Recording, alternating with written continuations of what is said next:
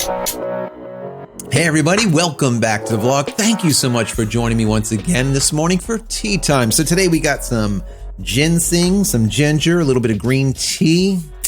Not bad. Hibiscus, I believe. Anyways, really good. So today we're going to get into some Canon stuff, but my question really is are we currently experiencing a race to the bottom when it comes to cameras, right? We've been talking a lot about the different manufacturers, what they've been coming out with. And really, guys, it's been iteration and not innovation. There's not a lot of wow, that's happening. And I think that's what's really promoting people to not purchase and to find their way over to sites like eBay and other places to buy used camera gear and just simply buy that, because there's not a lot that's new.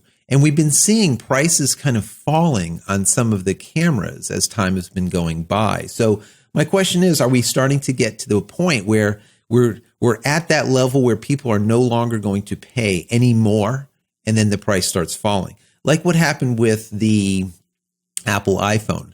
They just pushed that so high.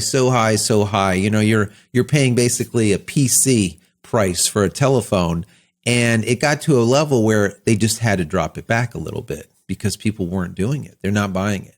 As we always say, the consumer is the one that drives the market price. The value of anything is only as high at which someone is willing to pay for it. And if you're not willing to pay a ton for a camera or for a phone or whatever, they're just not going to be able to offer it at that price because they're not going to sell, right? So there was an interview that I was reading. I think I read it through Canon Watch, but it was over from the EOS magazine. And I went over and took a look at it. It was a very interesting interview with one of the Canon reps over there. And there were some questions that were asked, and I want to go through them with you and just see how they answered it and see if there's some way to read the tea leaves on what direction Canon is going. Also, where maybe other manufacturers are going with this stuff and what is the current state of the market. So let me start out by saying that this Michael Burnhill was interviewed by the EOS magazine. And the first question that was asked was, many of your competitors have introduced in-body image stabilization, or IBIS. Does Canon intend to introduce this technology? Now, we've asked this forever, right? And we've talked about this, how a lot of folks really want in-body image stabilization.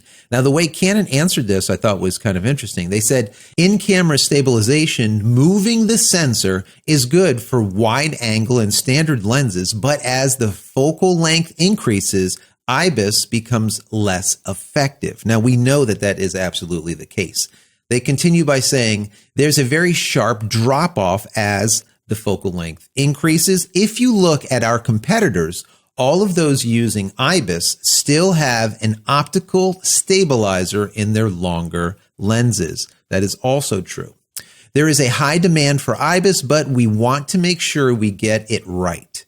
It's on our drawing board, but when or if we implement it is still to be decided upon. So I personally think that IBIS will be in a Canon EOS very soon. I think before the end of 2019, we're going to see IBIS, no matter what they're saying here. That's my personal opinion, reading the tea leaves. But it shows where Canon is looking at this and not just jumping right into IBIS right away and weighing both sides of it.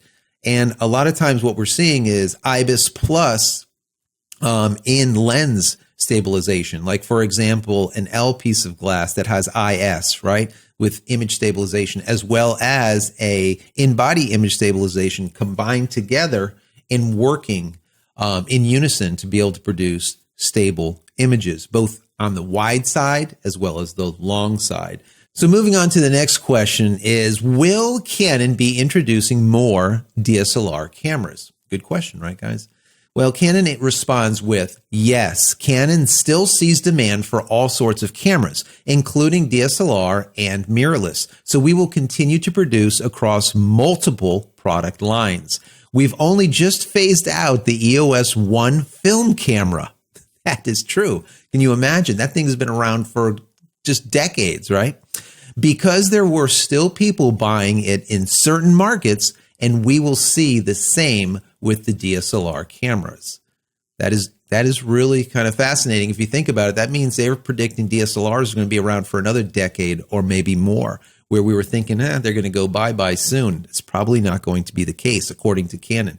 They continue with, there are certain technologies where we don't think mirrorless is quite ready. The electronic viewfinder, for instance, compared to an SLR system where there is zero lag through the viewfinder. That's absolutely the case. Some people need zero lag, no matter what. And no matter what anyone says, there's, of course, going to be some type of lag when it comes to an EVF, right? An electronic viewfinder. The next question really hits on the topic of this race to the bottom. And it was posed as, do you see a full frame camera coming in below the RP price? Now, we know the EOS RP is at $1299, guys. The answer to this was yes. That's it. Simply yes. Guys, that means we're probably going to see a Canon EOS RP lesser version come in under $1,000. Full frame, mirrorless from Canon. That's amazing. Once again, is this a race to the bottom, or is this Canon understanding the market? We can get to that maybe towards the end of this video. The next question is a Pro version slated for before the 2020 Olympics? And Canon responds with, well, that's the $1 million question. Right. That is the $1 million question. Now, you've heard me in this vlog many times already saying, listen, the 2020 Olympics is going to be just big time for a lot of these manufacturers that are coming out with the new mirrorless cameras. You have the Z series, you have the EOS R series, you have now Olympus with their fast micro four thirds. You have a lot of stuff that's going on. We're going to see Sony come out with just an amazing camera before the 2020 Olympics. We're going to see Canon, Nikon, all of them. Why? Because they need the eyes of the public. What better way is to introduce some amazing cameras before the 2020 Olympics for sure. So coming full circle back to the question, is there currently this race to the bottom? Well, seeing that Canon is going to be coming out with an EOS R series camera that's going to be even lower price, probably sub $1,000 for a full frame mirrorless in the not so distant future. Is that a race to the bottom, or is that just smart business, like I was saying? And my personal opinion here is it's smart business. And the reason I say that is because we know that Canon really understands how to make money with their cameras. Now, do they have the best processors? No. Do they have the best sensors? No. They have a couple of things that they're really betting the farm on, right? You have DPAF, which is just one of those things that just simply work. They hit on something that was amazing. There's, of course, that little flippy screen that they all have that people just love. There's a couple of things in there, of course, color science and a few other things. But the main thing is they bet the farm on a few things and they don't go nuts. Personally, like I said, I don't think they have the best processor. I don't think that they have the best sensors. There's things about them that aren't great. We know that they neuter their cameras continuously and we just simply deal with it. But they know how to make money. And a perfect example of that is the Canon EOS M series or the KISS series. Now we currently have the M50, all right? That is the #1 selling mirrorless camera in the world. When that first came out, I said, yeah, this is going to be a good camera, but I don't know. There's so many deficiencies. Look what they did with 4K. They neutered it, all right? 4K is useless with that camera. But if you want to shoot 1080p, the EOS M series camera is awesome. All right. It's lacking in lenses, of course, but the actual camera is a really good camera. And obviously that is the case because, like I said, it's the #1 selling in the world. It's like their bread and butter. It makes more money than their pro cameras. It makes more money than all their cameras. All right. So that being said, if they can produce something that's similar to that EOS M that they know the recipe is working, now do that in an R series, that sub $1,000 mark. They're going to make just a ton of money, right? It doesn't even have to be good. We know Canon, right? They're going to neuter it. They're going to neuter the hell out of it, right? But it doesn't matter. It's going to sell. So back to the question, is there a race to the bottom? Yes, there probably is a little bit of a race to the bottom right now because we know that it's really hard to sell cameras. People are not buying new cameras. They're looking at their old stuff and saying, you know what, it's good enough. Or if they're looking at a camera, they'll go onto eBay and buy it used these days. They don't want to pay a premium because that crash in price. You buy something for $1,000, literally you unwrap it and it's already $700.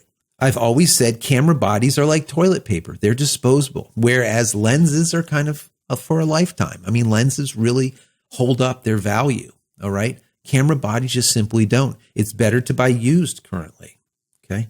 So what is going on in the market?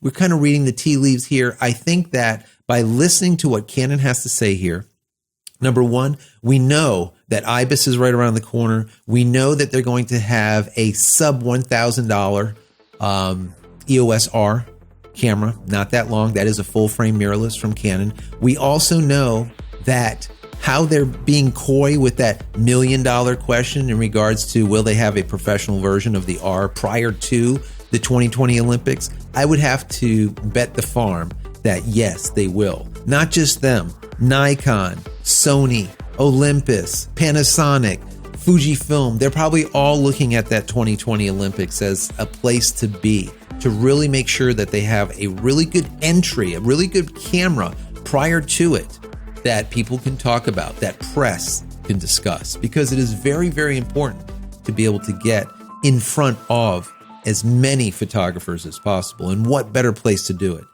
than the Olympics? So that's it, guys. That's what I have for you today. I hope you enjoy the vlog as always. If you have, please throw me a big thumbs up. That would be awesome. And don't forget to smash that subscribe button so you can get all my content when it becomes available, and click the bell icon so when it is available, you will be notified of it. And finally, head over to my website, JCristina.com, where you can find all the photography tools that I've invented for you and me over the years, and hopefully there's something there that you might like. And if there is, please pick it up and support me. That would be awesome. That's it, guys. We'll see you in the next vlog. Take care.